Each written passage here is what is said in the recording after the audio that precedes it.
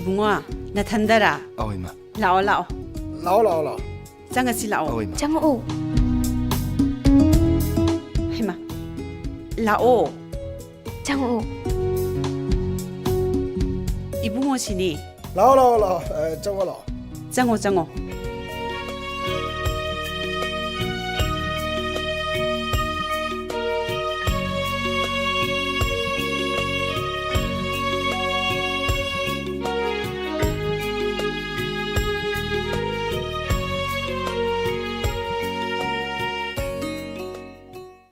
Hai, no isa, tanap thorang toro benetro. Tauriye. Chala chala semo chala. Hoi hoi. Lao lao. Yum masyagini. Aigi ming ina kumbakawi. Ai ngai ko nang ima papung dileri bra.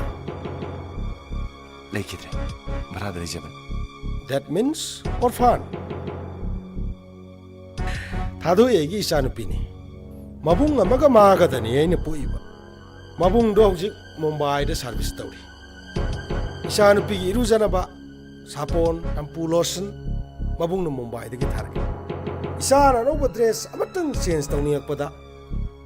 Delhi da Mumbai de chattuna shopping tawna bagi damak tha ama ni matam kaithui. Delhi da isa gi mingda plate lai.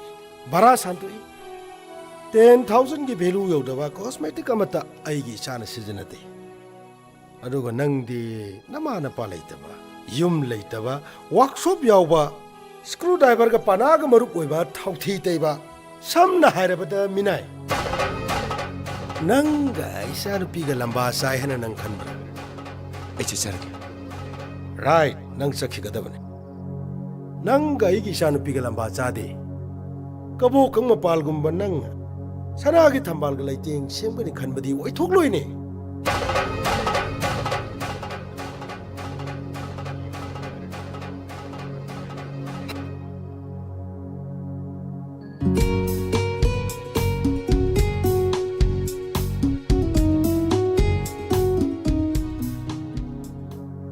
Baba, Madi.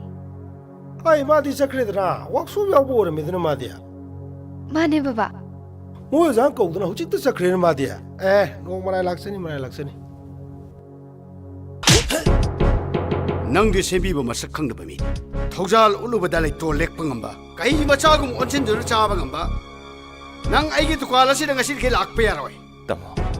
nupa se tukala si da finance tawri ba ai gi boss ne have se nang masak khang se nang gi payment nang ngasi ke lak pe yaroi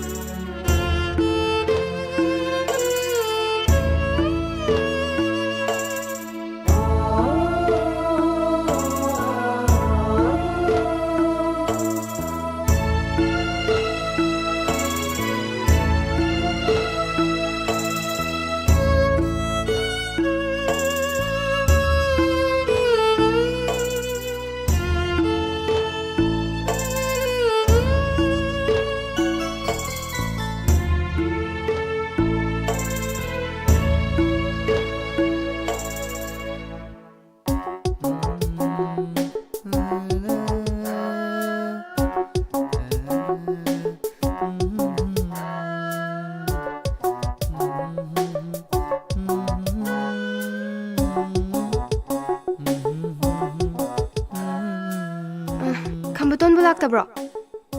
Mari thabak tokre laktre. Adudi ay mong chalage. Hoi.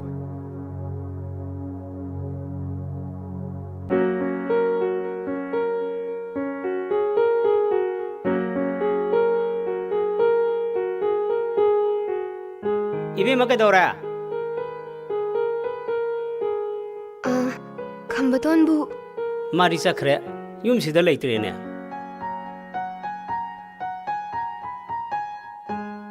Adudi ay mong chalukhige. Fare fare.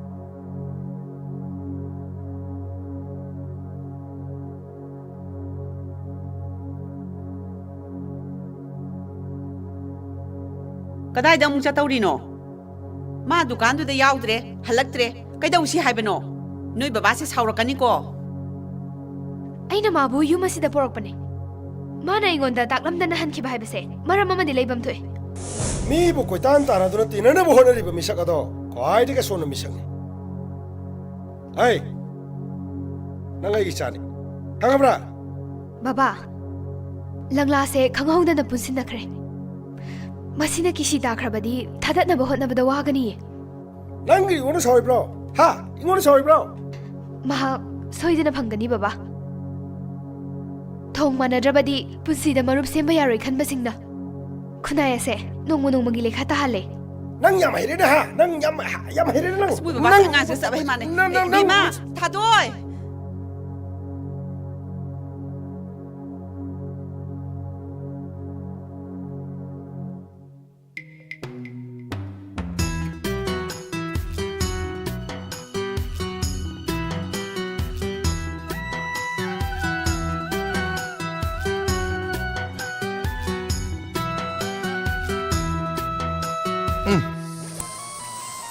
ꯊꯨꯝꯁꯤꯗꯤ ꯍꯥꯎꯋꯦꯕꯣ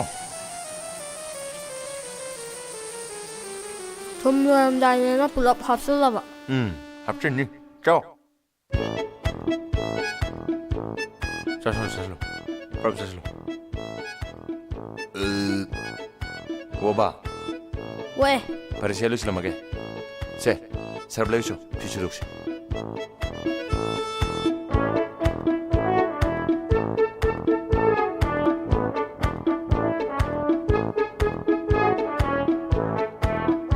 ꯁꯔꯞ ꯑꯝꯇ ꯂꯩꯒꯦ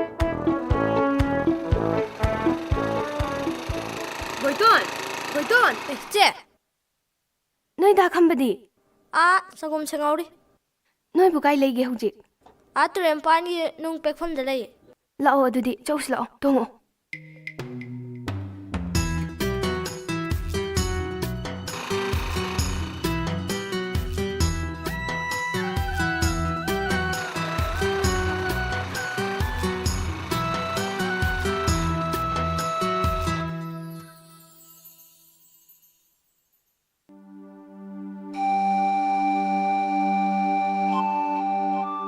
ꯑꯩꯉꯣꯟꯗ ꯆꯠꯂꯒꯦ ꯍꯥꯏꯔꯝꯗꯅ ꯆꯠꯈ꯭ꯔꯤꯕ ꯀꯩꯒꯤꯅꯣ ꯑꯩ ꯅꯉꯣꯟꯗ ꯆꯠꯂꯒꯦ ꯍꯥꯏꯔꯝꯗ꯭ꯔꯦ ꯑꯩꯕꯨ ꯋꯥꯔꯧꯅꯨ ꯑꯩꯗꯤ ꯎꯄꯥꯛꯇ ꯍꯤꯞꯄ ꯉꯥꯔꯤ ꯃꯇꯔꯕꯅ ꯄꯨꯛ ꯊꯟꯕ ꯐꯖꯕ ꯐꯤꯖꯣꯜ ꯑꯃꯇꯁꯨ ꯁꯦꯠꯄ ꯉꯝꯗꯕ ꯃꯁꯦ ꯅꯣꯏ ꯕꯕꯥꯅ ꯃꯨꯟꯅ ꯈꯪꯕꯅꯤ ꯑꯩꯒꯤ ꯕꯕꯥꯅ ꯀꯔꯤ ꯍꯥꯏꯕ ꯅꯣꯏ ꯕꯕꯥꯅ ꯇꯥꯛꯄꯤꯔꯛꯏ ꯑꯅꯧꯕ ꯀꯞꯅꯅꯕ ꯂꯝꯕꯤ ꯑꯃꯃꯨꯛ ꯊꯦꯡꯅꯗꯅꯕ ꯑꯩꯅ ꯆꯠꯂꯤꯕ ꯂꯝꯕꯤ ꯑꯁꯤꯗ ꯆꯠꯂꯣ ꯍꯥꯏꯅ ꯑꯩ ꯈꯪꯉꯦ ꯑꯩꯒꯤ ꯏꯄꯥꯅ ꯅꯪꯕꯨ ꯇꯥꯟꯊꯣꯛꯄ ꯁꯣꯏꯗꯅ ꯑꯣꯏꯔꯝꯒꯅꯤ ꯃꯗꯨꯗꯒꯤ ꯅꯪ ꯑꯩꯉꯣꯟꯗꯒꯤ ꯂꯣꯠꯈꯤꯕꯅꯤ ꯊꯥꯗꯣꯏ ꯑꯩꯈꯣꯏ ꯅꯥꯛꯇ ꯑꯃꯨꯛ ꯍꯟꯅ ꯂꯥꯛꯑꯅꯨ ꯈꯝꯕ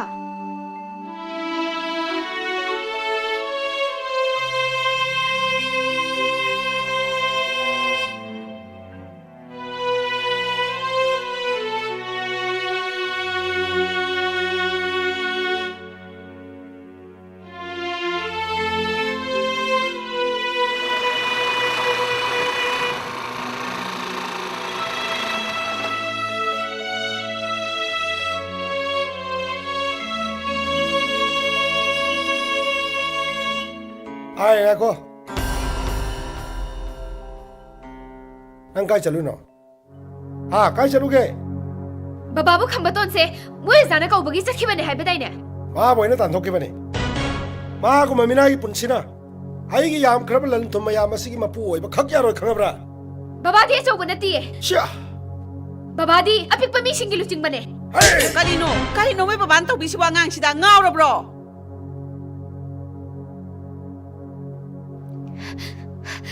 ꯑꯩꯅ ꯏꯄꯥ ꯏꯃꯥꯒꯤ ꯃꯥꯌꯣꯛꯇꯗꯤ ꯀꯩꯝꯇ ꯇꯧꯕ ꯉꯝꯃꯣꯏ ꯑꯗꯨꯕꯨ ꯑꯩꯅ ꯉꯝꯕꯁꯨ ꯂꯩ Nang kari ngam duriba.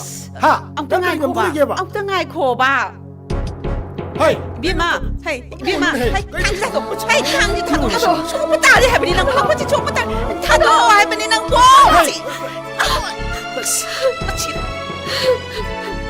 뭐 봐봐, 난 시닥 저동도 부시니, 시닥 저동도 부시 방ang세.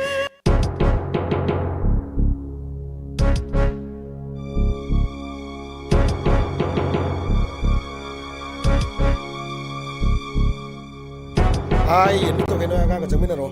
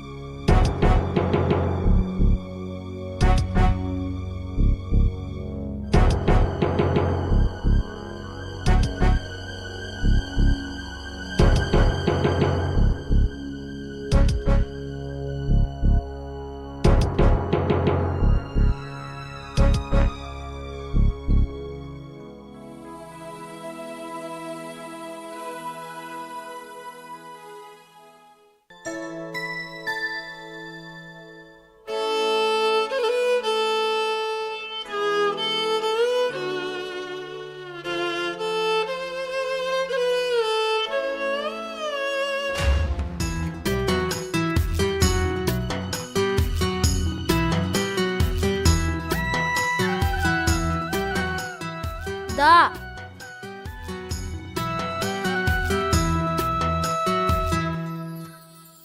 Nang mo kanano? Katay dino? Ay ming boyton ko eh. Ay kanam laitre. Ay chak lami. Sa kita pijawo.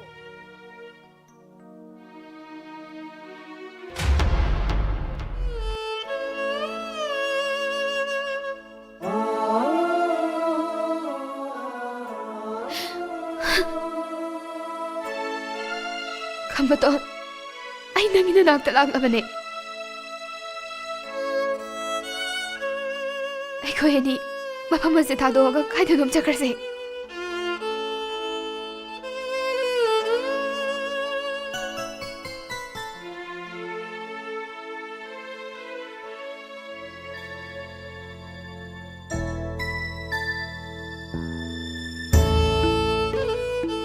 Par, masisu ngamdraba natra. Ay di maipanginagtagi, aroy mo na tong laban eh.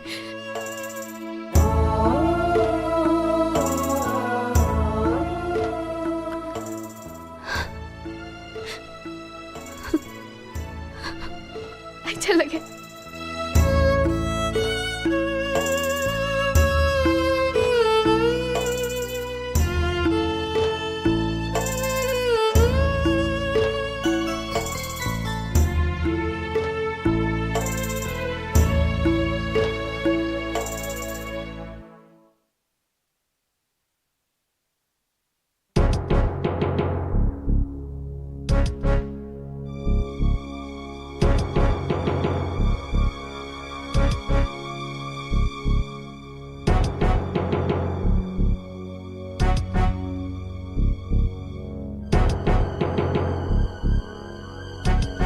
다들 타도 되시 뭐? 제 타도! 제 타도!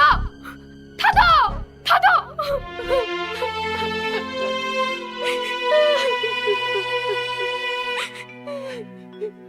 다들 버리지. 이놈 나야 돼. 자식아.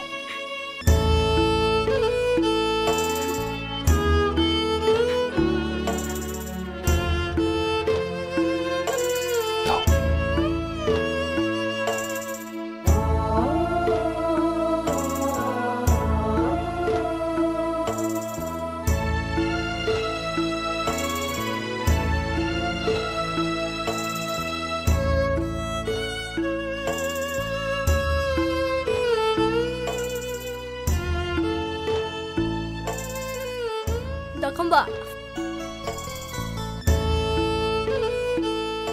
Buiton. 다시 오고 전화기.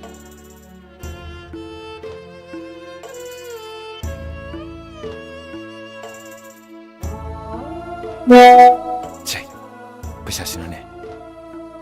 나 있는 번호를 먹고.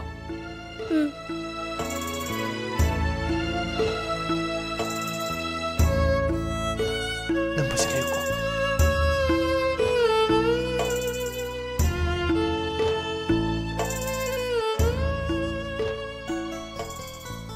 다시 오고 전화기.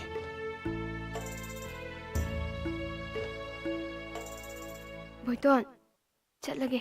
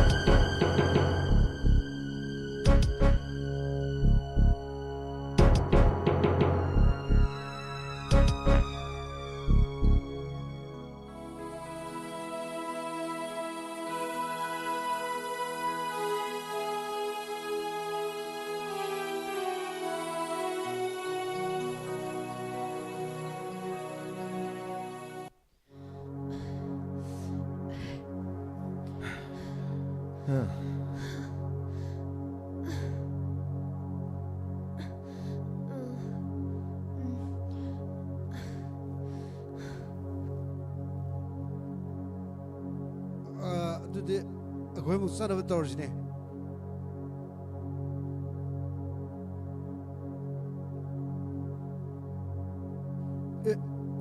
ꯀꯅꯥꯅꯣ ꯂꯩꯔꯤꯁꯤꯅ ꯀꯩꯅꯣꯝꯇ ꯍꯪꯖꯒꯦꯕ ꯀꯔꯤ bus ꯐꯪꯕ ꯂꯝꯕꯤꯁꯤꯕꯨ ꯀꯔꯣꯝꯗꯅꯣ ꯑꯩꯈꯣꯏ ꯂꯝꯕꯤ ꯃꯥꯡꯈꯤ ꯇꯧꯕꯅꯤ ꯀꯩꯅꯣꯅꯦ ꯆꯤꯡꯈꯣꯡꯁꯤꯗ bus ꯇꯥꯕ ꯂꯝꯕꯤꯅ ꯍꯥꯏꯁꯤꯕꯣ ꯅꯠꯇꯦ ꯑꯩꯈꯣꯏꯁꯤꯕꯨ ꯀꯃꯥꯏꯅ ꯇꯧꯖꯥꯠꯅꯣ ꯑꯩꯈꯣꯏꯁꯤ ꯂꯝꯕꯤ ꯃꯥꯡꯈ꯭ꯔꯕ चलो ꯂꯝꯕꯤ ꯆꯠꯂꯣ, ꯈꯝꯕ. ꯃꯥꯡꯈ꯭ꯔꯦ ꯑꯉꯥꯎꯕ ꯑꯣꯏꯖꯥꯠꯅꯤꯗ खंबा चलो ꯂꯝꯕꯤ चलो बा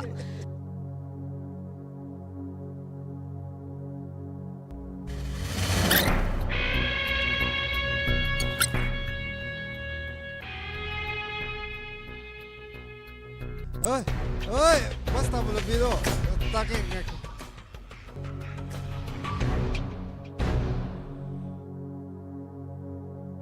bus tàu là video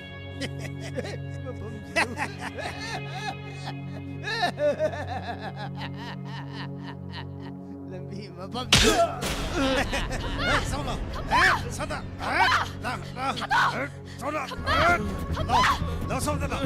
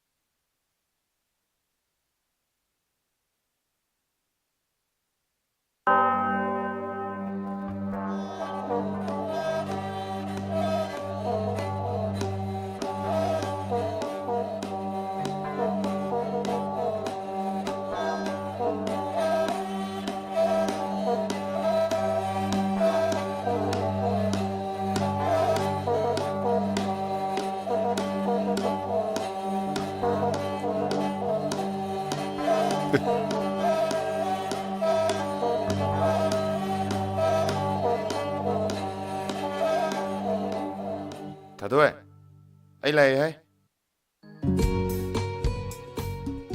ấy lại này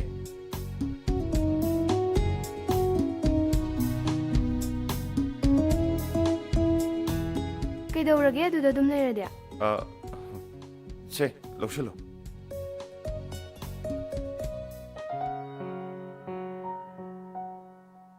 ꯏꯃꯨꯡ ꯆꯪꯉꯛꯑꯣ ꯀꯩꯗꯧꯔꯒꯦ ꯀꯩꯗꯧꯔꯒꯦ ꯅꯃꯤꯠꯇꯨꯕꯣ ꯃꯤꯠ ꯄꯥꯡꯉꯣ ꯀꯩꯗꯧꯔꯒꯦ ꯍꯦ ꯉꯥꯎꯁꯟꯅꯅꯨꯀꯣ ꯑꯩꯈꯣꯏ ꯕꯥꯅꯤ ꯂꯨꯍꯣꯡꯗ꯭ꯔꯤꯕꯅꯦ ꯂꯝ ꯌꯥꯝ ꯍꯦꯟꯖꯔꯛꯀꯅꯨ ꯂꯥꯛꯑꯣ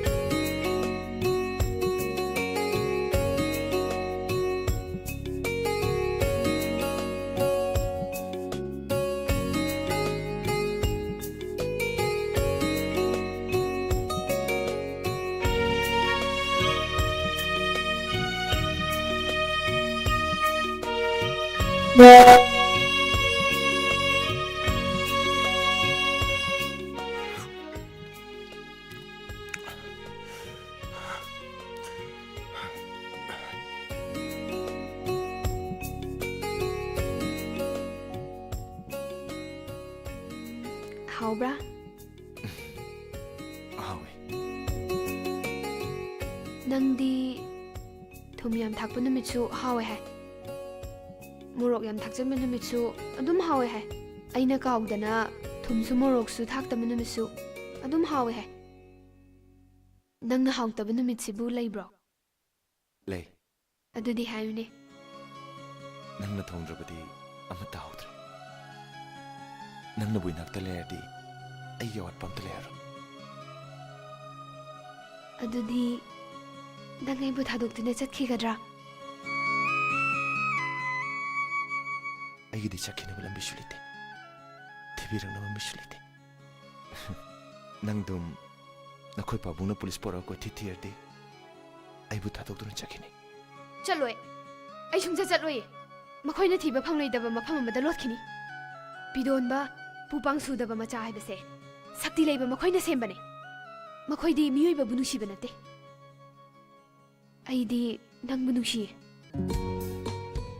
ꯅꯪꯒꯤ ꯃꯄꯣꯛꯄꯨ ꯅꯨꯡꯁꯤ ꯑꯩ ꯅꯅꯥꯛꯇꯒꯤ ꯁꯨꯡꯆꯠ ꯆꯠꯂꯣꯏ ꯊꯥꯗꯣꯏ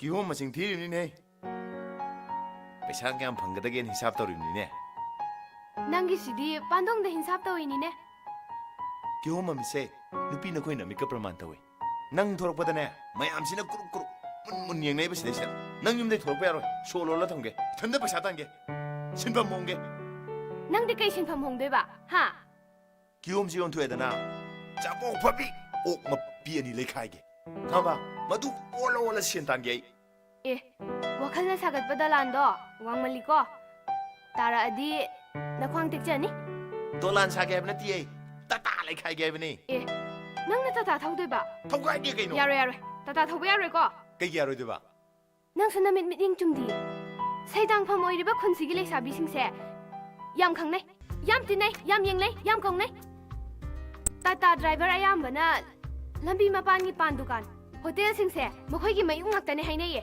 ꯌꯥꯔꯣꯏꯀꯣ ꯌꯥꯔꯣꯏ ꯍꯥꯏꯁꯤꯅꯤ ꯍꯣꯏ ꯅꯣꯏ ꯅꯨꯄꯤ ꯅꯣꯏꯒꯤ ꯑꯗꯨꯃꯥꯏꯅ ꯈꯟꯕꯗꯨ ꯇꯧꯅꯨꯅꯦ ꯅꯣꯏ ꯌꯥꯝ ꯈꯟꯕꯜꯂꯤꯅꯦ ꯈꯝꯕꯜꯂꯦ ꯑꯩ ꯈꯝꯕꯜꯂꯦ ꯅꯪ ꯀꯩꯗꯧꯒꯦ ꯍꯥꯏꯅꯣ ꯅꯨꯄꯥꯅ ꯀꯨꯁꯤ ꯇꯧꯕ ꯌꯥꯕ ꯊꯥꯗꯣꯏꯗꯣ ꯑꯩꯗꯤ ꯅꯠꯇꯦ ꯅꯠꯇꯦ ꯅꯪ ꯀꯩꯗꯧꯒꯦ ꯍꯥꯏꯕ ꯍꯥ ꯅꯪ ꯀꯩꯗꯧꯒꯦ ꯍꯥꯏꯅꯣꯕ ꯇꯥꯇꯥ ꯂꯩꯒꯦ ꯍꯥꯏꯔꯤꯕ ꯀꯤꯍꯣꯝꯁꯦ ꯐꯨꯛꯇꯠꯀꯦ ꯊꯥꯗꯣꯏ ꯊꯥꯗꯣꯏ ꯂꯨꯄꯥ 5 ꯃꯥꯡꯍꯜꯂꯕꯅꯤꯁꯦ ꯃꯤ ꯉꯟꯇꯥ ꯂꯩꯒꯗꯕꯗ ꯂꯨꯄꯥ 5 ꯋꯥꯠꯍꯜꯂꯕꯅꯦꯕ ꯃꯥꯅ ꯅꯪ ꯂꯨꯄꯥ 5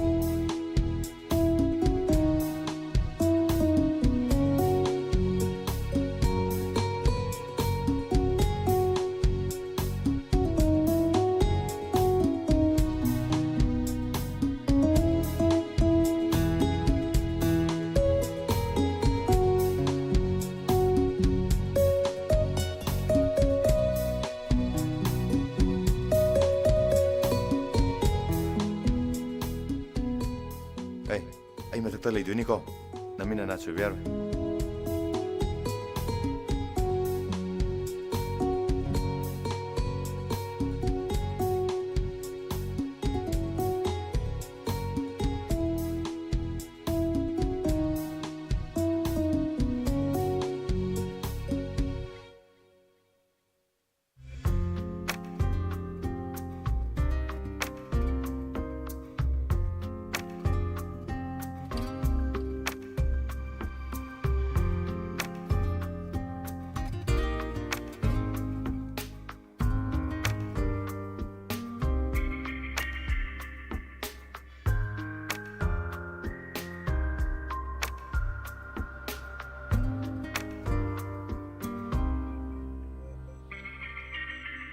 Kihom shibu kaya pike. Amada manga ne. Tarage hum tawba yani. Masak fazaba nupi ni yon ba kihom se haw kada ba malida. Karamba khungi lalon bino sakadi chaka tola chaba hawdu maliko. Masak kati fazini. Kihom dei mane fazini. Lawga da boy ready lawbigro. Ngak chung wari sakisi kaino. Aidi maitei nupi lalon bingi wari ningjing aida. Kari wari no. Adu buro ngaje ahing badagi asibenen honge haba. Adu de khoi chu kihom se khui ba ngai tare dana.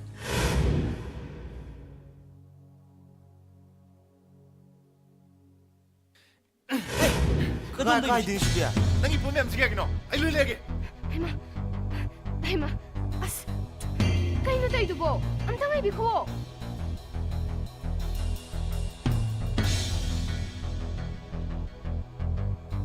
As. Kaino nang tay dubo. Nang ngaw ba? Oi, sidi jalong phani lo. Khamba.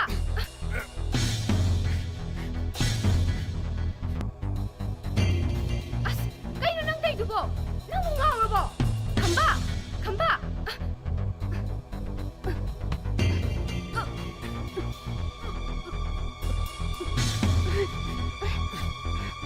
Thôi, cái thứ kia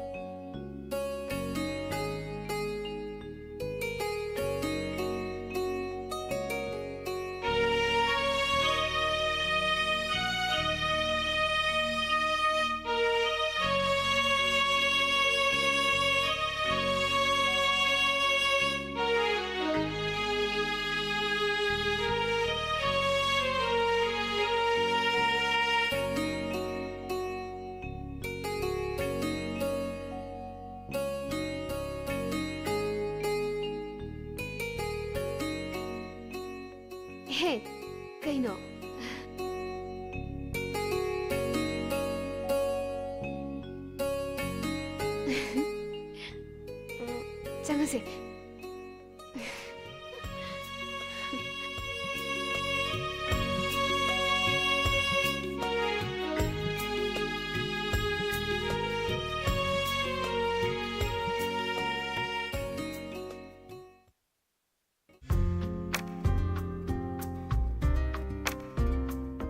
ꯁꯦ ꯁꯤꯅ ꯀꯦꯜꯁꯤꯌꯝꯅꯤꯀꯣ ꯁꯤꯅ iron ꯑꯗꯨꯒ ꯁꯤꯅ vitamin ꯆꯥꯛꯆꯥ ꯇꯣꯛꯑꯒ ꯊꯛꯀꯗꯕꯅꯤꯀꯣ ꯆꯥꯡ ꯅꯥꯏꯅ ꯆꯥꯒꯗꯕꯅꯤ ꯁꯣꯏꯕ ꯌꯥꯗꯦꯀꯣ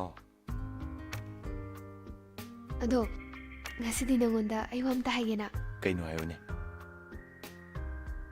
ꯅꯪꯒꯤ ꯅꯨꯡꯁꯤ ꯈꯨꯗꯣꯜ ꯑꯁꯤꯅ ꯇꯥꯏꯕꯪ ꯐꯥꯎꯔꯛꯇ꯭ꯔꯤ ꯐꯥꯎꯕꯗꯤ ꯀꯅꯥꯃꯠꯇꯒ ꯈꯟꯅ ꯆꯩꯅꯕꯤꯒꯅꯨ ꯈꯨꯠꯇ ꯊꯥꯡ ꯇꯦꯟ ꯄꯥꯏꯍꯟꯅꯤꯡꯗꯦ ꯑꯩ ꯅꯪꯅ ꯄꯥꯝꯗꯕ ꯊꯕꯛ ꯑꯝꯇ ꯇꯧꯔꯣꯏ ꯄꯥꯝꯗꯕ ꯈꯛꯀꯤꯁꯨ ꯅꯠꯇꯕ ꯑꯍꯜ ꯂꯃꯟꯁꯤꯡꯅ ꯍꯥꯏꯌꯦ ꯌꯥꯝ ꯐꯠꯇꯦꯅ ꯎꯈꯨꯜ ꯄꯨꯟꯁꯤꯟꯕ ꯎꯆꯨ ꯌꯨꯡꯁꯤꯟꯕ ꯑꯗꯒꯤ ꯖꯤꯕ ꯄꯥꯟꯕ ꯍꯥꯠꯄꯁꯨ ꯑꯝꯇ ꯐꯠꯇꯦꯅ ꯍꯥꯏꯌꯦ ꯃꯤꯅ ꯈꯠꯅ ꯆꯩꯅꯕ ꯍꯧꯔꯛꯂꯕꯁꯨ ꯄꯥꯡꯗꯕ ꯑꯃꯒꯨꯝ ꯏꯅꯥꯛꯇ ꯍꯟꯕꯤꯔꯛꯎꯀꯣ ꯍꯟꯕꯤꯔꯛꯀꯅꯤꯅ ꯋꯥꯁꯛꯄꯤꯌꯨꯅꯦ ꯋꯥꯁꯛꯄ ꯑꯩꯅ ꯋꯥꯁꯛꯏꯁꯤꯅꯤ ꯑꯩꯈꯣꯏꯅꯤꯒꯤ ꯑꯃꯠꯇ ꯑꯣꯏꯔꯕ ꯁꯛꯇꯝꯁꯤꯅꯅꯦ ꯇꯥꯏꯕꯪ ꯐꯥꯎꯔꯛꯇ꯭ꯔꯤ ꯐꯥꯎꯗꯤ ꯑꯩ ꯀꯅꯥꯝꯇꯒ ꯈꯟꯅꯔꯣꯏ ꯅꯪꯅ ꯌꯥꯗꯦ ꯇꯧꯍꯣꯏꯗꯦ ꯍꯥꯏꯕ ꯊꯕꯛꯁꯤꯡꯗꯣ ꯑꯩ ꯑꯝꯇ ꯇꯧꯔꯣꯏ ꯁꯤ ꯑꯣꯏꯗꯤ ꯌꯥꯔꯕ ꯌꯥꯔꯦ ꯃꯗꯨꯗꯇ ꯅꯪꯅ ꯑꯩꯕꯨ ꯅꯨꯡꯁꯤ ꯍꯥꯏꯕꯁꯦ ꯈꯪꯒꯗꯧꯔꯤꯕꯅꯦ ꯑꯦ ꯈꯝꯕꯇꯣꯟ ꯑꯩ ꯑꯝꯇ ꯊꯣꯛꯈꯤꯒꯦ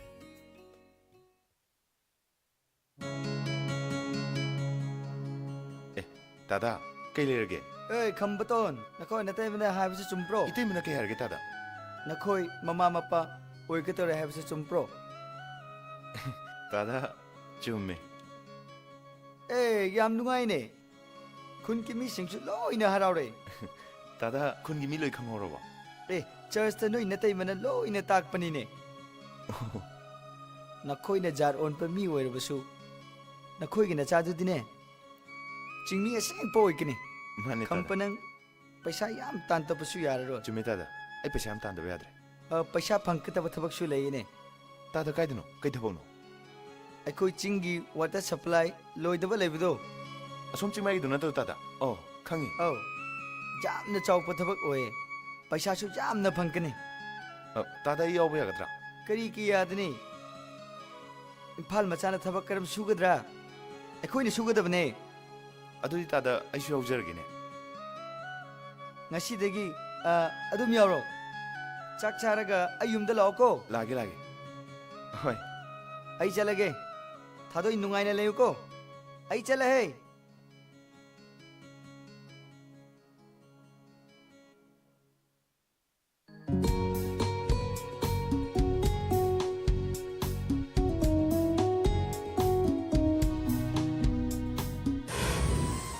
ꯊꯨꯝꯁꯤꯗꯤ ꯍꯥꯎꯋꯦꯕꯣ ꯊꯨꯝ ꯂꯣꯏꯔꯝꯗꯥꯏꯗꯅ ꯄꯨꯂꯞ ꯍꯥꯞꯆꯤꯜꯂꯕ ꯍꯥꯞꯆꯤꯟꯅꯤ ꯆꯥꯎ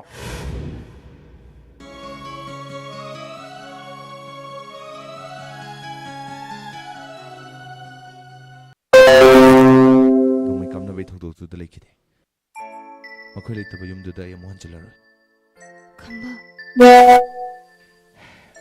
ꯑꯩꯒꯤ ꯂꯝꯕꯤꯗ ꯑꯉꯥꯡ ꯕꯣꯏꯇꯣꯟ ꯊꯦꯡꯅꯈꯤ ꯃꯥꯁꯨ ꯑꯩꯒꯨꯝꯕꯅꯤ ꯃꯤ ꯃꯁꯦꯜ ꯍꯥꯟꯅ ꯁꯨꯅꯕꯒꯤ ꯆꯠꯅꯕꯤꯁꯤꯗ ꯑꯩꯈꯣꯏꯒꯨꯝꯕ ꯃꯤ ꯃꯁꯤꯡ ꯅꯣꯡꯃ ꯅꯣꯡꯃꯒꯤ ꯍꯦꯟꯒꯠꯂꯛꯏ ꯀꯧꯁꯜꯂꯒ ꯑꯩꯈꯣꯏ ꯄꯨꯟꯅ ꯂꯩꯃꯤꯟꯅ ꯌꯥꯔꯦꯗꯅ ꯏꯝꯐꯥꯜꯗꯗꯤ ꯑꯩ ꯂꯩꯔꯣꯏ ꯅꯣꯏ ꯕꯕꯥ ꯊꯦꯡꯅꯔꯒ ꯅꯪ ꯃꯣꯝ ꯄꯨꯗꯨꯅ ꯆꯠꯈꯤꯅꯤ ꯑꯩ ꯏꯁꯥꯅ ꯌꯥꯏꯁꯤꯗꯤ ꯑꯩꯈꯣꯏ ꯇꯥꯆꯧꯁꯨ ꯁꯣꯏꯗꯅ ꯌꯥꯔꯛꯑꯅꯤ ꯕꯕꯥꯁꯨ ꯃꯃꯤꯠ ꯑꯃꯁꯨ ꯎꯔꯗꯤ ꯁꯥꯎꯕ ꯐꯔꯅꯤꯗꯅ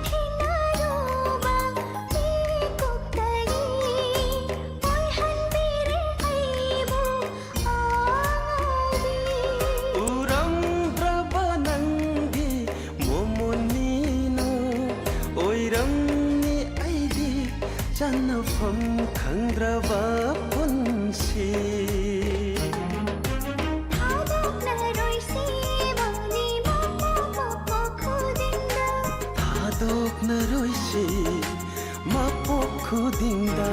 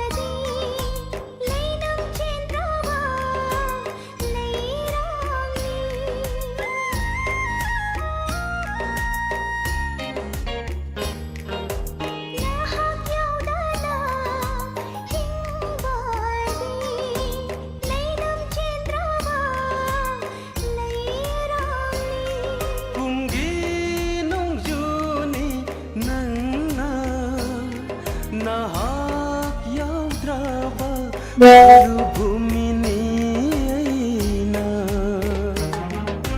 थादोक्नरोइसी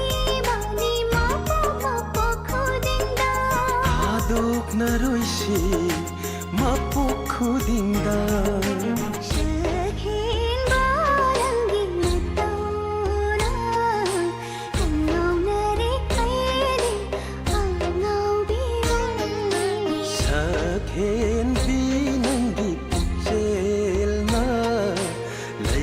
हम खंद्रे अंगाव बगुम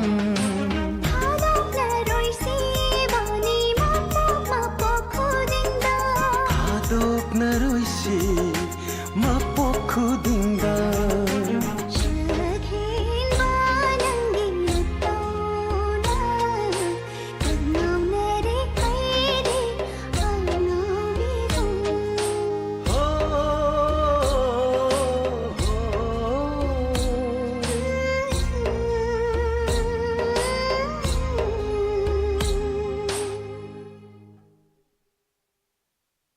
다도이 다도이 돌아오네 다들라이네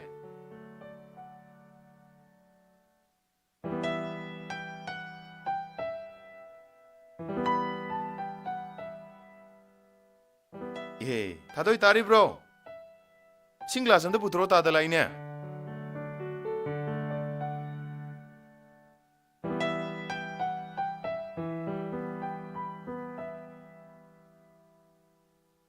नंदी थुमोक साबा याम हाइने खंबा हिंगनाबान सुमोनाबनीदा तादा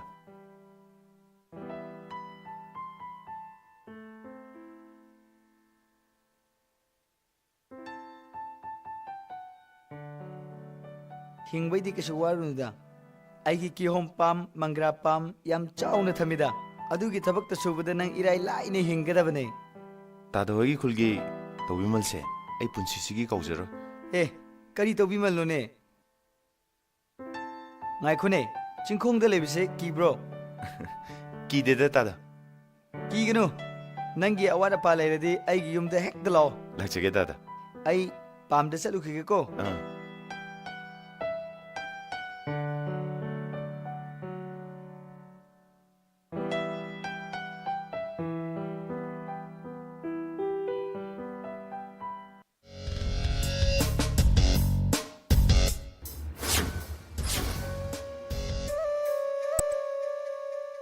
मखुद कक्पा लुपा लाख मंगा मखोंग कक्पदा सेम रेट ममित को थोकपदा लुपा लाख तरा डायरेक्ट हाथ पर लुपा लाख कुन 15% डिस्काउंट खबर आप जो नमदम सीधे खबर दबो हाप दिए तुम यार सो माथो कस्टमर अनु बुलाए पुछलो ओए चलो 정철루네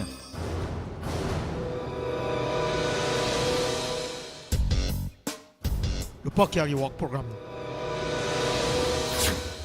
아이기 세미 TV와나 하이지게 락서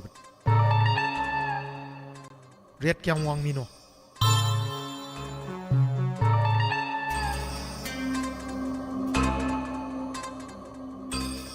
मसी मागी मपान ठिकादारनी पैसा यामना पाइबजा ममिंग इना कुम कवि अदुगा सिना ꯃꯥꯒꯤ ꯃꯥꯡꯈ꯭ꯔꯕ ꯃꯆꯥꯅꯨꯄꯤꯗꯨ ꯊꯥꯗꯣꯛꯏ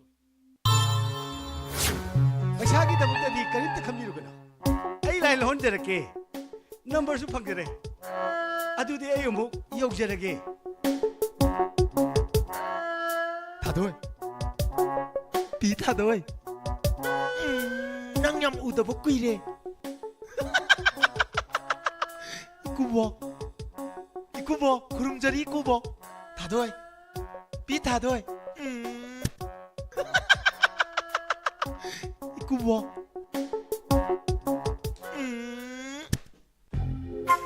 이쿠보 빠빠 나망나 나 싸우 방나버 소이드나 티저라까니 나망나 구름자리 빠빠 पुनेमजारी पापा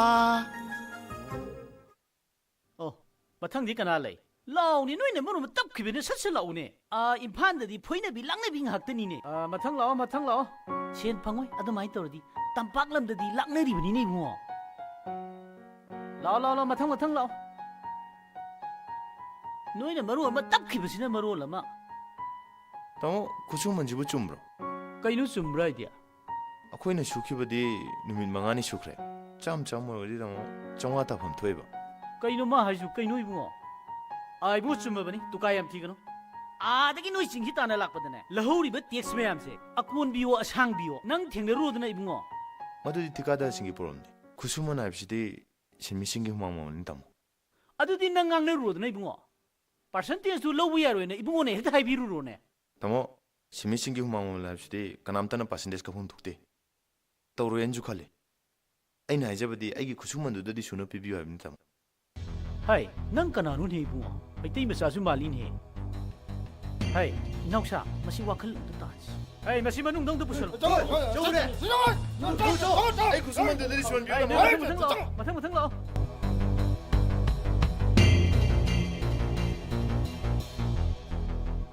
हाय हौजिकी सिनमीदु करमाय तौब सिनमीनुने सेन तोंदबा यादबनिने हौजिक अखोइन हाइबा यादब सिनमी मफम असिदा मत थंबा यारोइने ngasi ahing mahak tek tौगदबने कइनु मैम तो बिरसिबो कइनु मैम तो बिरसिबो 어이 너야 버리네 그랑나 너는 너야 버리네 खुसुमन पियो हाइजबनि 너야 먹으라 왜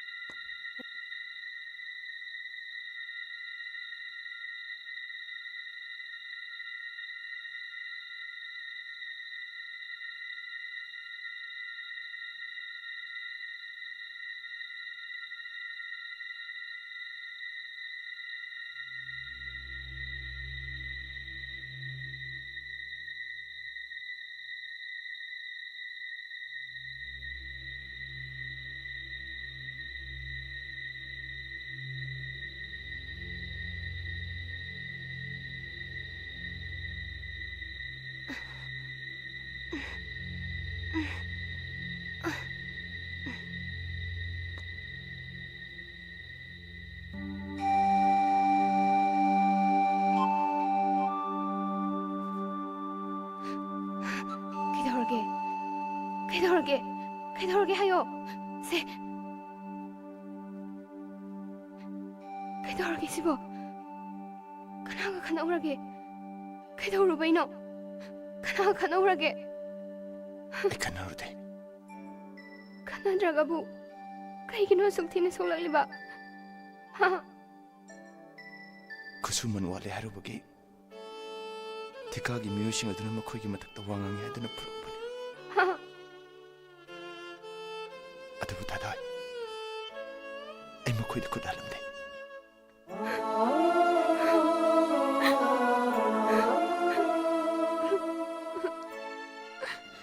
ngasi nupi wasak hangli tadoy. Kamba.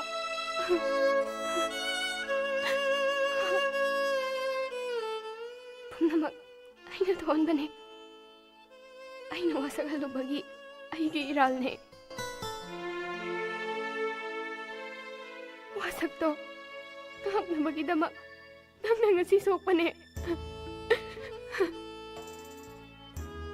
Adubu.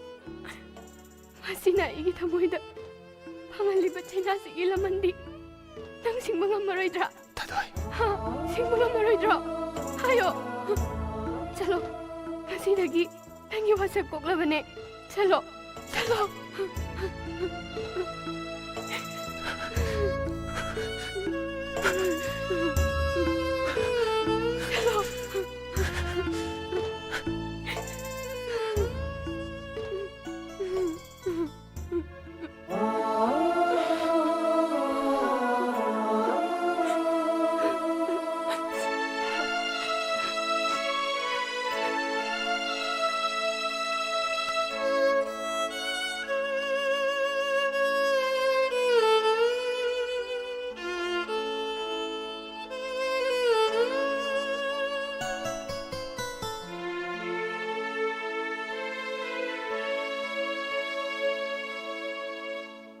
Hey!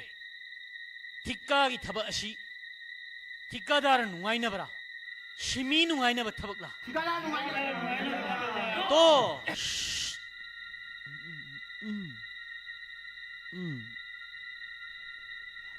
Shimi singdi. Tikka dar na yana ba chapta. Maduni shinmi hai bisi. Luna, Luna, Luna.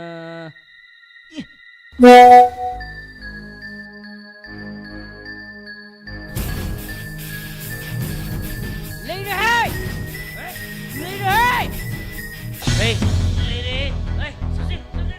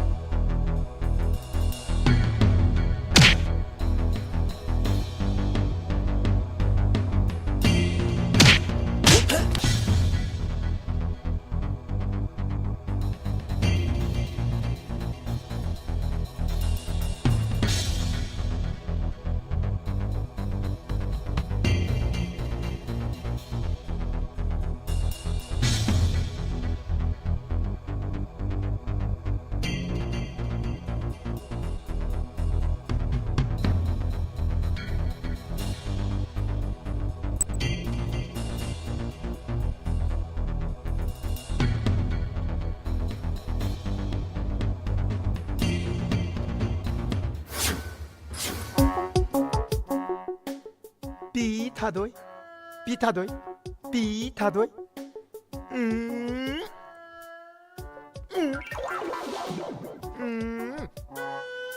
ꯑꯩꯈꯣꯏꯗ ꯊꯥꯗꯣꯏ ꯊꯤꯌꯣ ꯍꯥꯏꯔꯛꯄꯁꯤꯗꯤ ꯆꯤꯅꯤꯗ ꯀꯛꯆꯤꯡꯅ ꯏꯔꯣꯌꯣ ꯍꯥꯏꯕꯒ ꯆꯞ ꯍꯦꯛ ꯃꯥꯟꯅꯩ ꯍꯦ ꯄꯥꯊꯧ ꯄꯄꯥ ꯊꯥꯗꯣꯏ ꯑꯁꯨꯛ ꯀꯨꯏꯅ ꯃꯥꯡꯈ꯭ꯔꯒ ꯑꯩꯉꯣꯟꯗ ꯄꯥꯎ ꯄꯤꯔꯛꯇ꯭ꯔꯤꯅ ꯀꯩꯒꯤꯅꯣ ꯄꯄꯥ ꯑꯩ ꯄꯨꯂꯤꯁꯇ ꯔꯤꯄꯣꯔꯠ ꯇꯧꯔꯕꯅꯤ ꯃꯦꯗꯤꯌꯥꯒꯤ ꯊꯣꯡꯗ ꯑꯩ ꯍꯥꯞꯈ꯭ꯔꯦ ꯉꯁꯤ ꯐꯥꯎꯕ ꯀꯔꯤꯝꯇ ꯀꯥꯟꯅꯕ ꯐꯪꯗ꯭ꯔꯤ ꯃꯤꯅ ꯅꯈꯣꯏꯕꯨ ꯇꯥꯛꯂꯛꯄꯅꯤ ꯅꯈꯣꯏ ꯊꯤꯔꯛꯂꯤꯕꯁꯤ ꯑꯩ ꯌꯥꯝ ꯀꯨꯏꯔꯦ ꯅꯈꯣꯏ ꯑꯐꯕ ꯈꯨꯟꯅꯦꯛꯅꯤ ꯍꯥꯏꯕꯁꯤ ꯑꯩ ꯈꯪꯉꯤ ꯑꯩꯒꯤ ꯆꯥ ꯊꯥꯗꯣꯏ ꯐꯪꯍꯜꯂꯨ ꯅꯈꯣꯏꯒꯤ ꯗꯔꯀꯥꯔ ꯂꯩꯕ ꯄꯩꯁꯥ ꯀꯌꯥꯅꯣ ꯀꯩꯅꯣ ꯄꯄꯥ ꯑꯩꯅ ꯊꯥꯗꯣꯏ ꯊꯤꯕꯗ ꯀꯩꯗꯧꯕꯩ ꯄꯄꯥꯗꯩ ꯄꯩꯁꯥ ꯂꯧꯗꯣꯏꯅꯣ ꯑꯩ ꯄꯄꯥ ꯍꯥꯠ ꯄꯄꯥ ꯄꯨꯒꯦ ꯄꯄꯥ ꯇꯥꯏꯉꯣ ꯌꯦꯁ ꯇꯥꯏꯉꯣ ꯇꯥꯏꯉꯣ ꯍꯥꯏ ꯅꯪ ꯀꯩꯗꯧꯔꯦ ꯅꯃꯥꯏ ꯀꯩꯗꯧꯔꯦ ꯁꯥꯕ ꯇꯥꯏꯉꯣ ꯊꯤꯔꯛꯏꯅꯤ ꯀꯩꯗꯧꯕ ꯌꯥꯎꯔꯒꯦ ꯍꯥꯏꯕꯅꯤ 이때이면은 시대 내기에는 뒤레이니. 아코이 콜라들리면 미싱도. 로이 부가이. 하이 그나. 아이 수야우리버니네 부가이버니. 그나나 부린 노네. 사탐디 마이테이 말이. 마밍디 마링기 민고. 하이 양망 덕절로. 하이 뭐야? 이노. 라오 졌어. 하이 너 시하거든.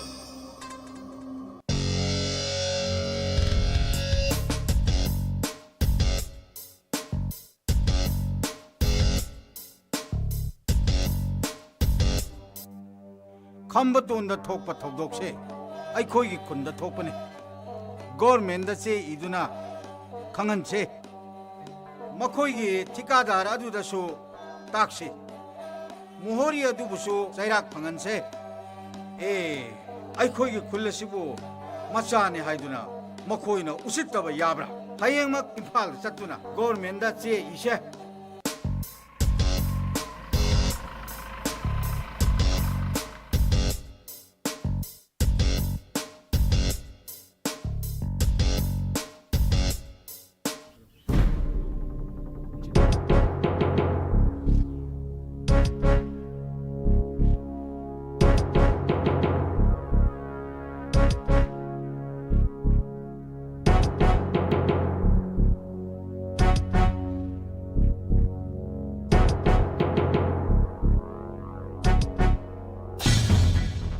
ꯆꯍꯤ ꯍꯦꯜꯂꯕ ꯐꯥꯎꯗ ꯏ ꯄꯥꯎ ꯑꯃꯇ ꯄꯤꯔꯛꯇꯕ ꯑꯗꯨꯒ ꯉꯁꯤ ꯅꯪꯅ ꯑꯩꯒꯤ ꯃꯤꯁꯤꯡ ꯐꯨꯕ ꯊꯤꯀꯥꯗꯥꯔ ꯐꯥꯎꯕ ꯍꯥꯠꯀꯦ ꯇꯧꯕ ꯅꯪ ꯑꯩ ꯈꯪꯒꯗ꯭ꯔꯣ ꯕꯕꯥ ꯅꯆꯥꯁꯤꯡꯕꯨ ꯉꯥꯛꯄꯤꯌꯣ ꯀꯔꯤ ꯉꯥꯛꯄꯤꯕ ꯑꯩꯒꯤ ꯏꯀꯥꯏ ꯈꯨꯝꯅ ꯄꯨꯔꯛꯄ ꯈꯣꯡꯒꯣꯏꯅꯕ ꯅꯪꯕꯨ ꯀꯔꯤ ꯉꯥꯛꯄꯤꯕ ꯅꯊ꯭ꯋꯥꯏ ꯃꯆꯥ ꯑꯁꯤ ꯏꯪꯍꯟꯕꯤꯔꯤꯕꯁꯤ ꯅꯔꯥꯏꯕꯛ ꯐꯠ ꯆꯠꯂꯣ ꯆꯠꯂꯣ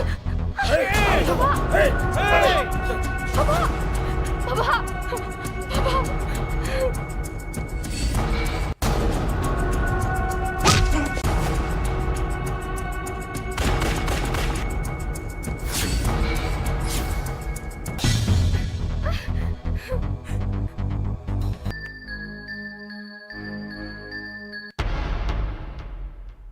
ꯅꯪ ꯃꯈꯥ ꯇꯥꯅꯣ ꯅꯁꯥꯗꯣ ꯆꯩꯅꯝ ꯋꯥ ꯋꯥ ꯅꯝꯍꯟꯒꯅꯨ ꯍꯦꯡ ꯃꯈꯥ ꯇꯥꯔꯛꯂꯕ ꯅꯪꯒꯤ ꯄꯨꯟꯁꯤ ꯆꯩꯈꯩ ꯃꯩꯅꯣ ꯂꯥꯎꯍꯦ ꯂꯦꯡꯂꯣ ꯂꯦꯡꯂꯣ ꯆꯤꯡꯉꯣ ꯃꯩꯅꯣ ꯆꯤꯡꯉꯣ ꯃꯩꯅꯣ ꯆꯠꯁꯤꯜꯂꯣ ꯃꯩꯅꯣ ꯂꯦꯡꯂꯣ ꯂꯦꯡꯂꯣ ꯃꯩꯅꯣ ꯆꯤꯡꯉꯣ ꯍꯣꯁꯄꯤꯇꯥꯜꯗ ꯍꯥꯟꯅ ꯊꯣꯛꯀꯗꯕꯅꯤꯀꯣ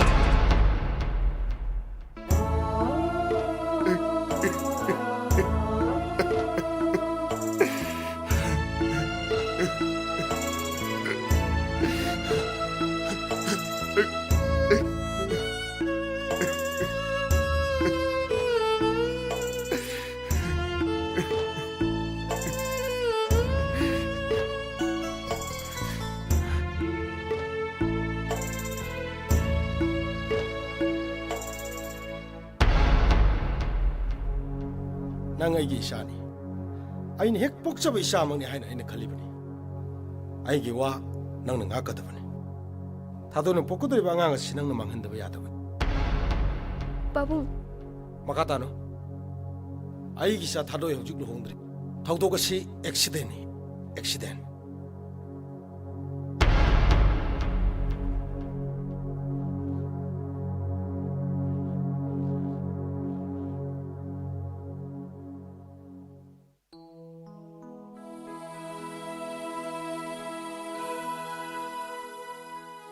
이마, 매미디. ꯑꯉꯥꯡꯗꯣ ꯑꯩꯒꯤ ꯅꯥꯛꯇ ꯄꯨꯁꯤꯜꯂꯛꯄ ꯌꯥꯗ꯭ꯔꯤꯕ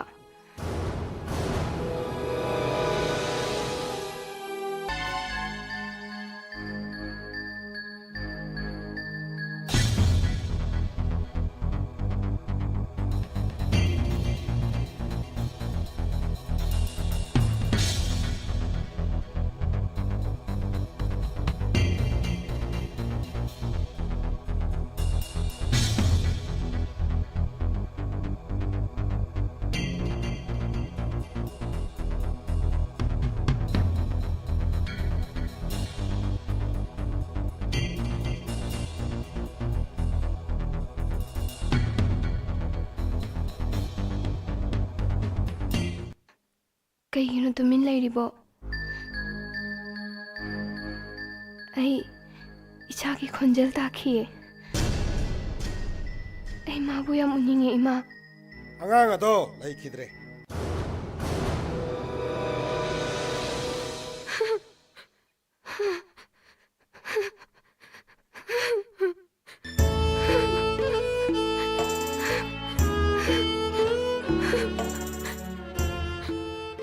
매미, 낭대에게 말없네. ꯅꯪꯅ ꯁꯦꯡꯅ ꯍꯥꯏꯒꯅꯤ ꯕꯕꯥꯅ ꯍꯥꯏꯁꯦ ꯆꯨꯝꯕ꯭ꯔꯥ ꯃꯤꯃꯤ ꯕꯕꯥꯅ ꯍꯥꯏꯁꯦ ꯆꯨꯝꯕ꯭ꯔꯥ ꯃꯤꯃꯤ ꯃꯤꯃꯤ ꯑꯆꯨꯝꯕꯅꯤ ꯑꯉꯥꯡ ꯑꯗꯣ ꯂꯩꯈꯤꯗ꯭ꯔꯦ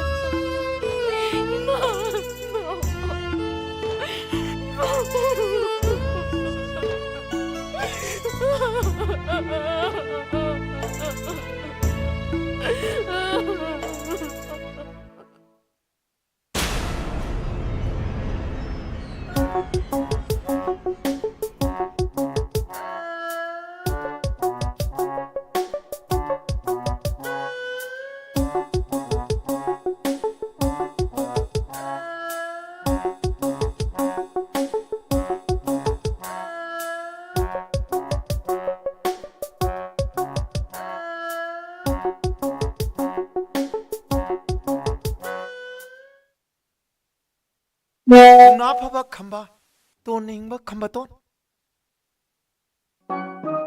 세 ꯅꯪꯒꯤ ꯅꯆꯥꯅꯤ ꯍꯥꯠꯇꯣꯛꯈ꯭ꯔꯣꯅ ꯄꯤꯔꯛꯄꯅꯤ ꯍꯥꯠꯄꯒꯤ ꯃꯍꯨꯠꯇ ꯅꯄꯥꯅ ꯆꯥ ꯉꯧꯔꯒ ꯍꯤꯡꯍꯟꯗꯧꯔꯤꯅꯤ ꯄꯤ ꯊꯥꯗꯣꯏ ꯈꯣꯡꯅꯔꯣꯏ ꯈꯝꯕꯒꯤ ꯂꯩꯀꯣꯟꯗ ꯈꯣꯡꯅꯅꯤ ꯕꯣꯌꯥꯏꯒꯤ ꯂꯩꯀꯣꯟꯗ ꯄꯤ ꯊꯥꯗꯣꯏ ꯄꯤ ꯊꯥꯗꯣꯏ ꯊꯥꯗꯣꯏ ꯑꯃꯗꯤ ꯑꯩ ꯂꯨꯍꯣꯡꯕꯒꯤ ꯕꯥꯇꯣꯟ ꯌꯧꯔꯛꯑꯅꯤ ꯃꯈꯥ ꯇꯥꯅ ꯊꯥꯗꯣꯏ ꯑꯃꯗꯤ ꯑꯩꯉꯣꯟꯗ ꯌꯦꯠꯀꯦ ꯈꯜꯂꯕ ꯅꯄꯥꯝꯆꯥꯒꯤ ꯄꯨꯟꯁꯤ ꯆꯩꯈꯩ ꯄꯤ ꯊꯥꯗꯣꯏ ꯄꯤ ꯊꯥꯗꯣꯏ ꯄꯤ ꯊꯥꯗꯣꯏ ꯄꯤ ꯊꯥꯗꯣꯏ ꯄꯤ ꯊꯥꯗꯣꯏ ꯄꯤ ꯊꯥꯗꯣꯏ ꯄꯤ ꯊꯥꯗꯣꯏ ꯄꯤ ꯊꯥꯗꯣꯏ ꯄꯤ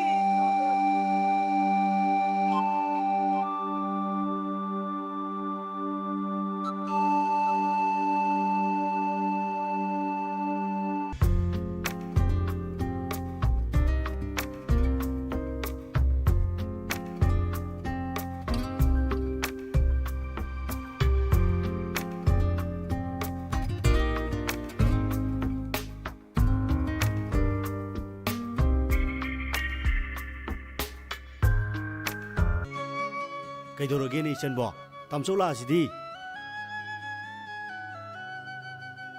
ꯅꯅꯝꯃꯒ ꯏꯕꯥꯅꯤ ꯅꯪ ꯂꯧꯕ ꯂꯥꯛꯑꯕꯅꯦ ꯕꯕꯥꯅꯅꯦ ꯅꯪꯕꯨ ꯑꯥ ꯃꯨꯝꯕꯥꯏꯗ ꯄꯨꯔ ꯂꯥꯌꯦꯡꯁꯦ ꯍꯥꯏ ꯅꯪ ꯅꯅꯝꯃꯒ ꯋꯥꯔꯤ ꯁꯥꯔꯝꯃꯣ ꯑꯩ ꯕꯕꯥꯒ ꯃꯄꯥꯟꯗ ꯋꯥꯔꯤ ꯁꯥꯒꯦꯀꯣ ꯀꯩꯅꯣ ꯅꯪ ꯀꯞꯄꯤꯕꯣ ꯉꯧꯕꯁꯤꯗꯤ ꯊꯥꯗꯣꯏ ꯀꯩꯗꯧꯔꯒꯦ ꯅꯪꯕꯣ ꯑꯩꯈꯣꯏ ꯂꯥꯛꯑꯁꯤꯗꯤ 이놈아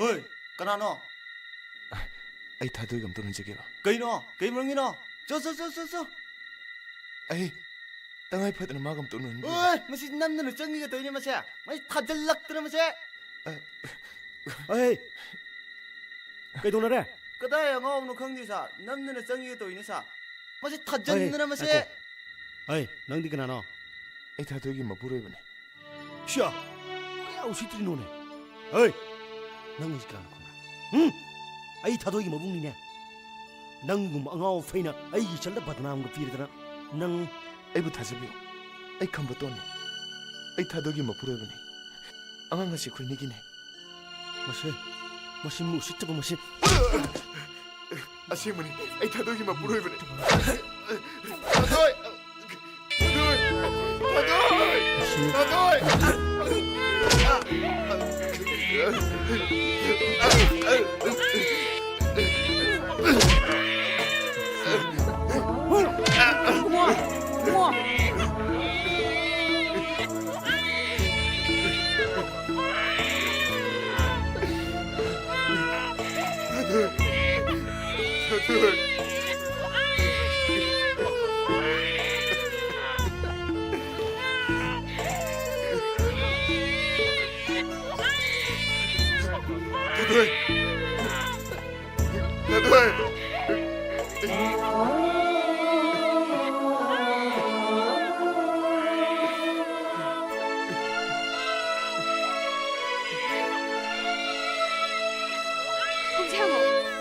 홍채하고 나도해. 홍채하고 이제게 홍채하고 이제게 홍채하고 나도해. 내가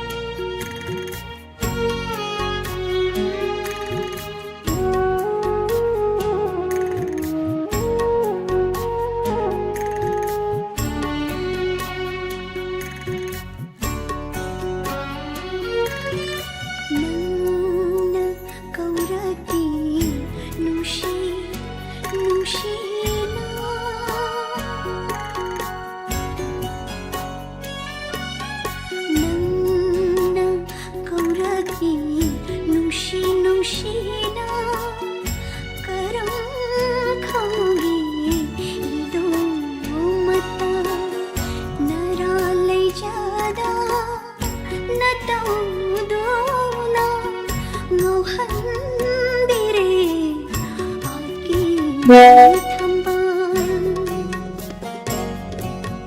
넌나 예감이 뭉시나 넌나 예감이 뭉시나 करी हायोगे काकाउनरे मिमान द्रबा ऐगी मपोग्नी मिमान द्रबा ऐगी मपोग्नी वारोनुको सनाई थंबा वारोनुको सनाई थंबा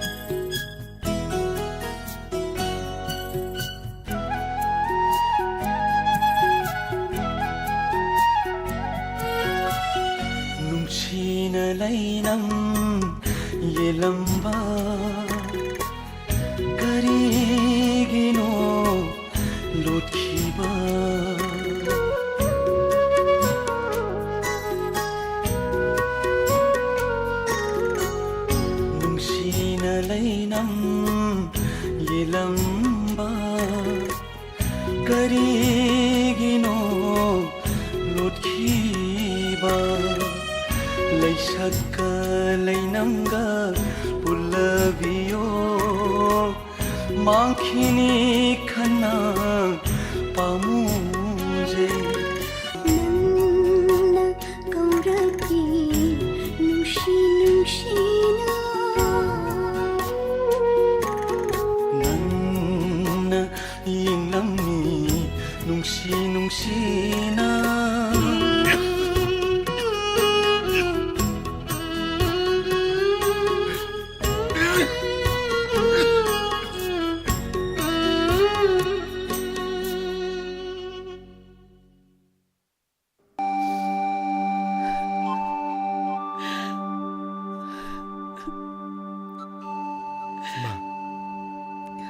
그도래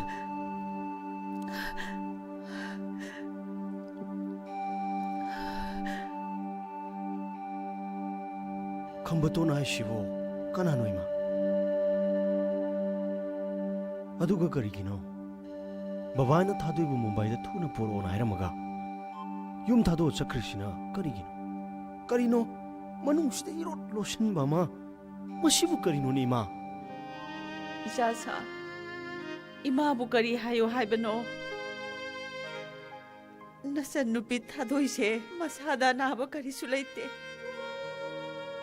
나빠는 닝바가 마는 닝바가 아빠바 니세 하라 오나키바네 타요나 바이시나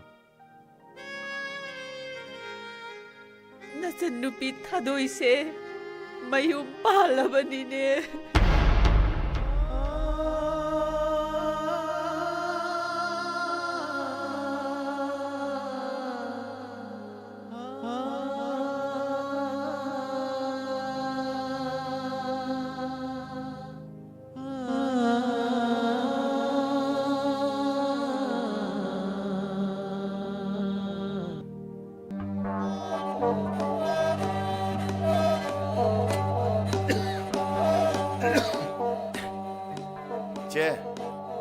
제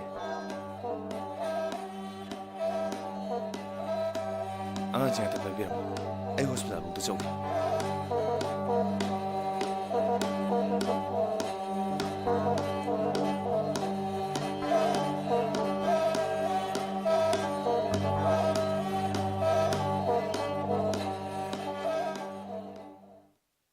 컴부터 아이기 바꿈되는 해는 간증이노 control yourself doctor 아이원더 루피가노 생내 타이비요 नंगे ना उसे ये ना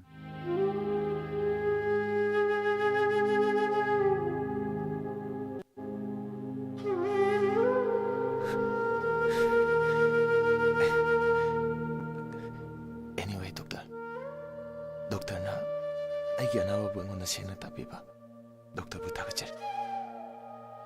thank you doctor thank you very much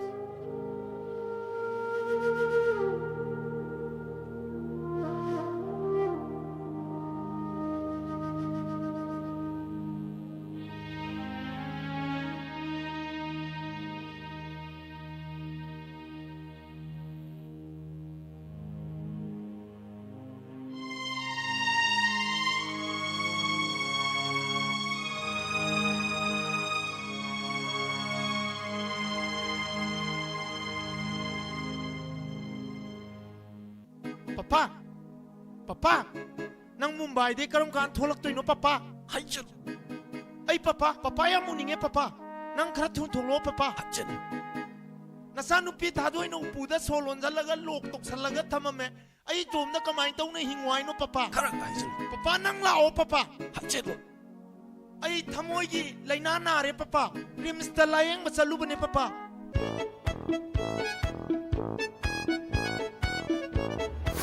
Betul lagi. Papa, ay thamjarage papa. Poitun. Hey, nang ai ko. Chini lu ai ko ai.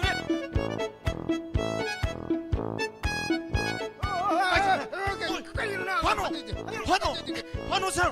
Nang ji nuksi dana mithai lady gi na tanar pane. Thadu sir. Sir! Ôi! Nâng mẹ khai rồi! Anh muốn mẹ khai rồi cái này!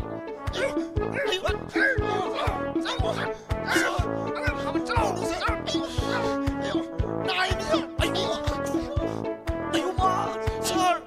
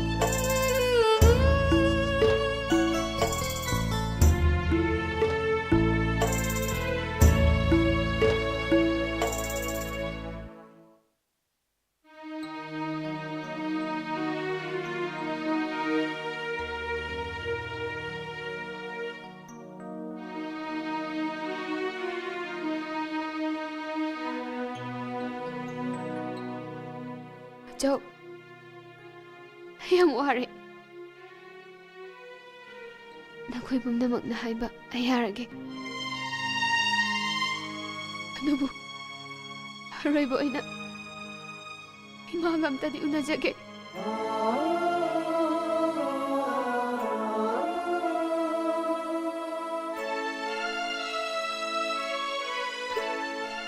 Kaya nang kapi ba?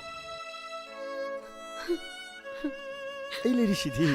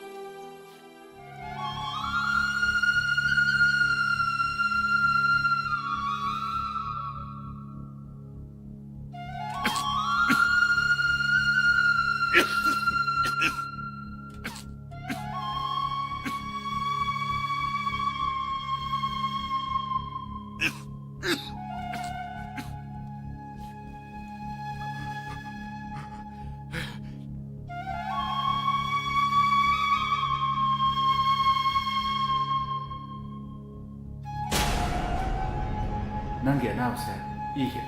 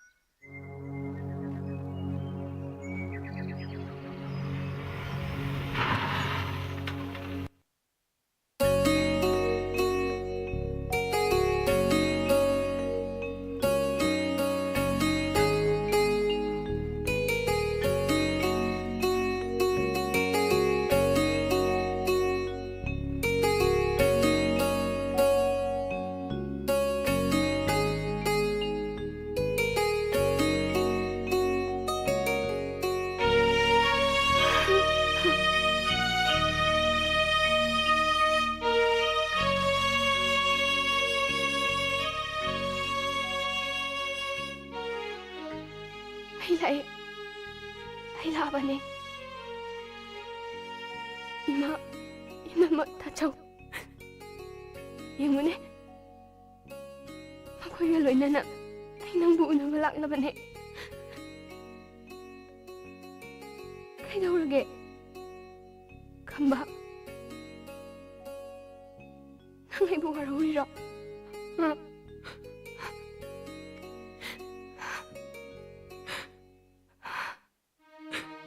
Lale ay lanjare Kamba kay daw lagi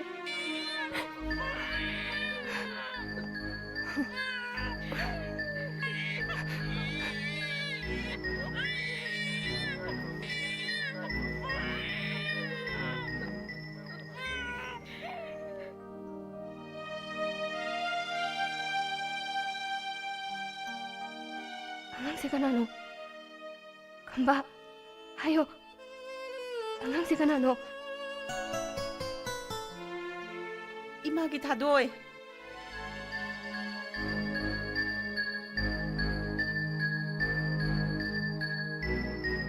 이마기 다도이. 아가가세. 나빠라 나 원든 시크리 하이나 미남 미크라바. 낭내 복잡한 자두리네 다도이.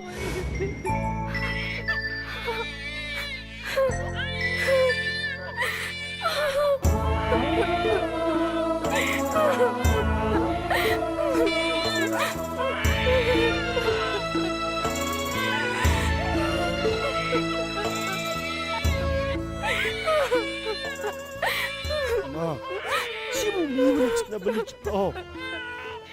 Ay, siya lagi nak siya Andre. Ay, bawa ko na pun na ay cakap. Kuya ko yung dupo si Ma.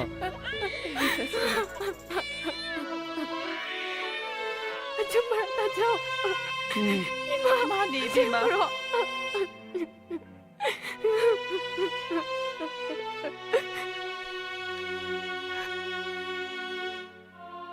Karbara kamba. Tak jauh na siya are. Ima na su. Inama na siya are. Chalang se. Kau nak mula-mula naman eh. Yung nasa sila o. Kayo na.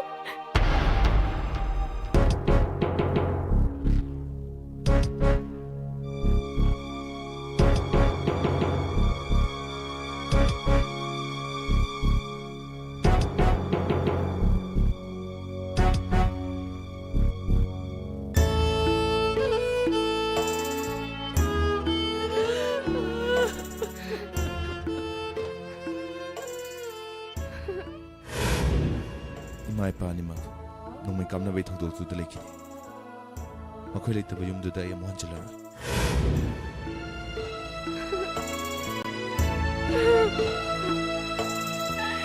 Kamba Kamba